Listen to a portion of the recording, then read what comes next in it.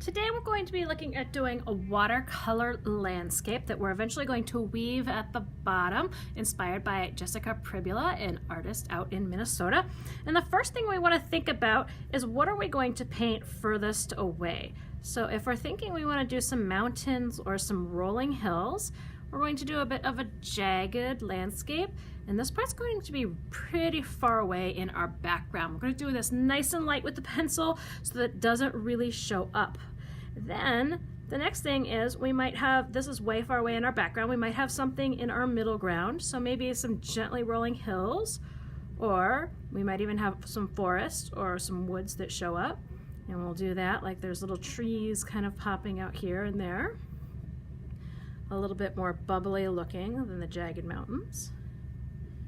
Right, kind of like that. And then closest up here in our foreground, we might have a more straight type look that goes across. And maybe, I think I'm going to do a stream, or you might choose to do a road. That's going to give us a little bit of perspective.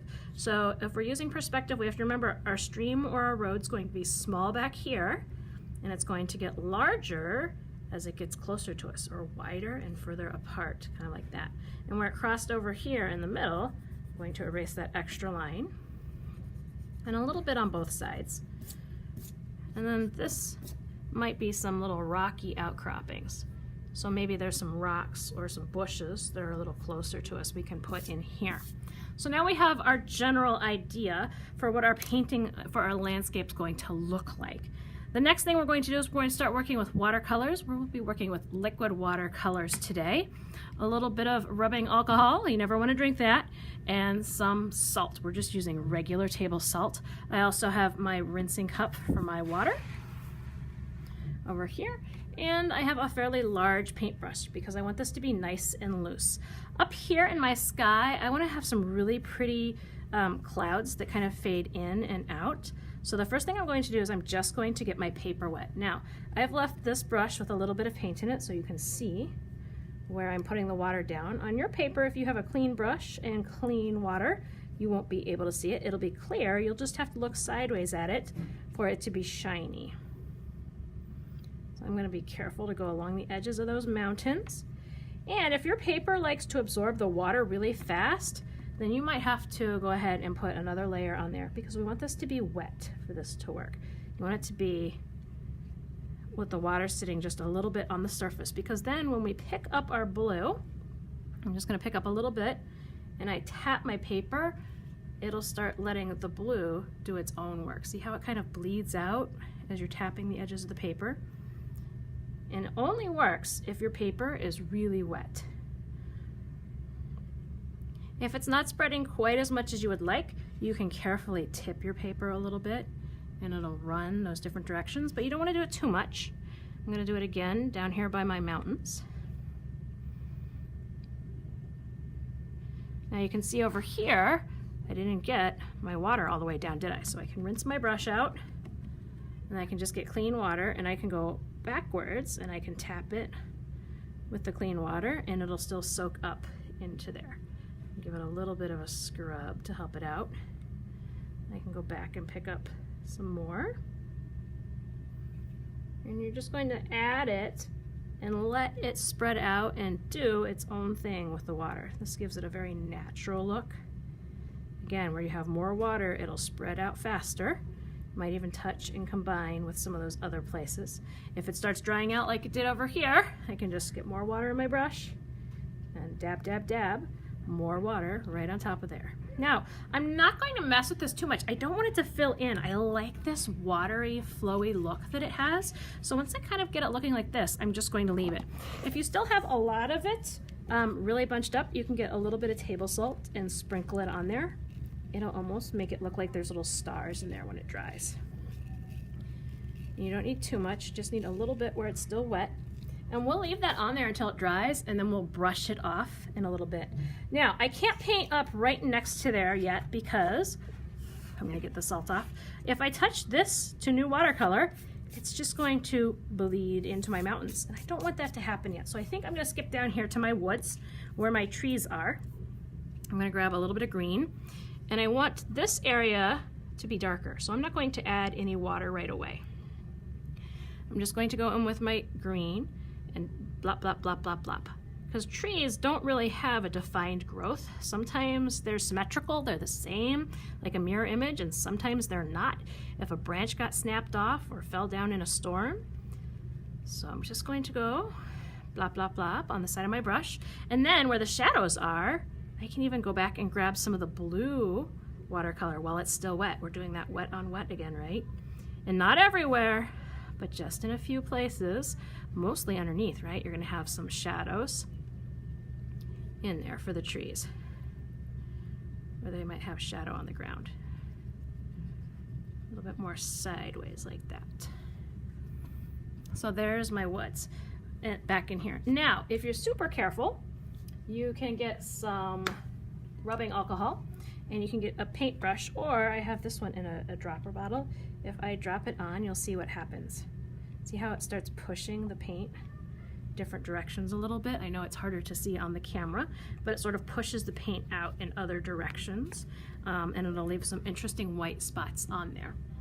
And I'm going to move away from that part and I'm going to work on my river. Now remember how we said things far away are smaller? They're also lighter.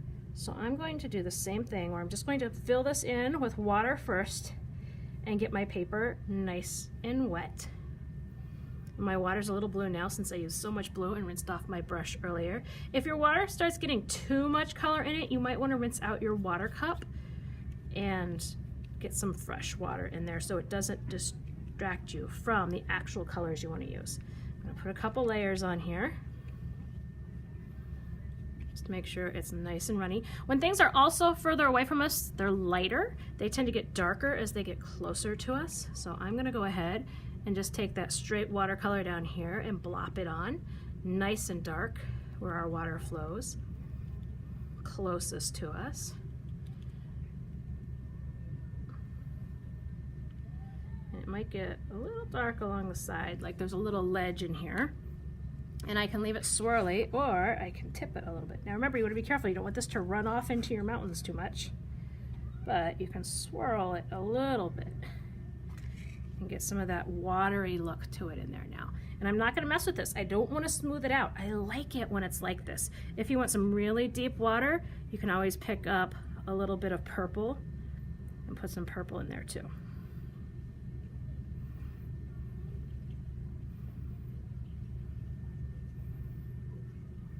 Kind of like that.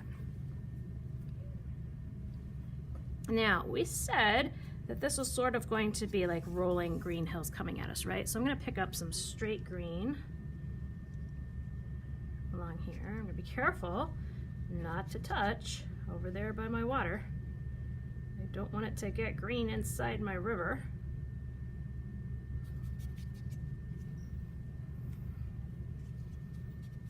And as this gets closer to me, I think I'm going to pick up and add in some yellow,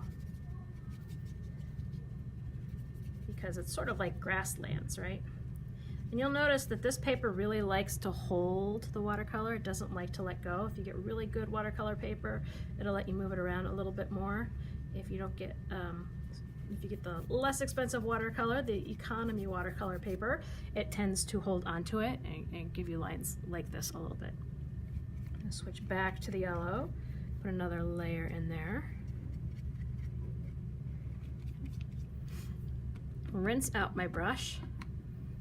And now something similar you can do to the rubbing alcohol is you can just put water on your brush sometimes and you can tap, tap, tap, and it'll help push away some of the other watercolor that's already on there. Again, this works better with a nice watercolor paper since mine doesn't really want to let go in here.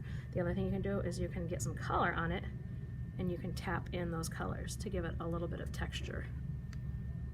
It works really well if you have an old paintbrush around and you get it on the bristles, and then you can flick the bristles of the old paintbrush. You want to be careful not to get it too much up into the rest of your picture though, so be careful with that part.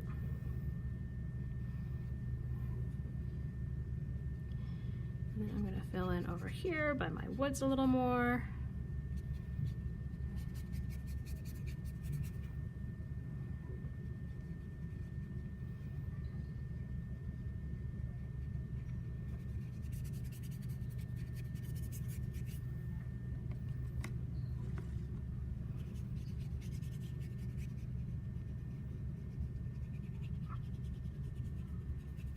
And the reason I'm also giving this a lot of different colors is when we go in and we start the weaving part of this, we kind of want it to pick up a lot of different colors of thread when we start working with those different colors of thread.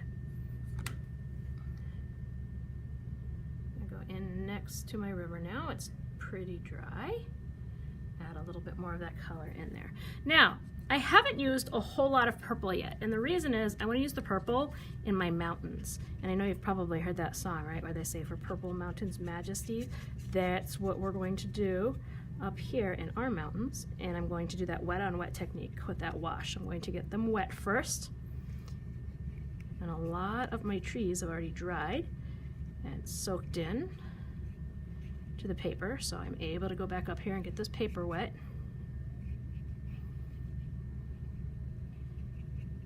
Make sure it's nice and wet because I want the rocks and the boulders to show up in my mountains. So now I'm going to grab the purple, I'm going to go in and do some jagged. I'm going to go one direction on one mountain and then come back down a different direction.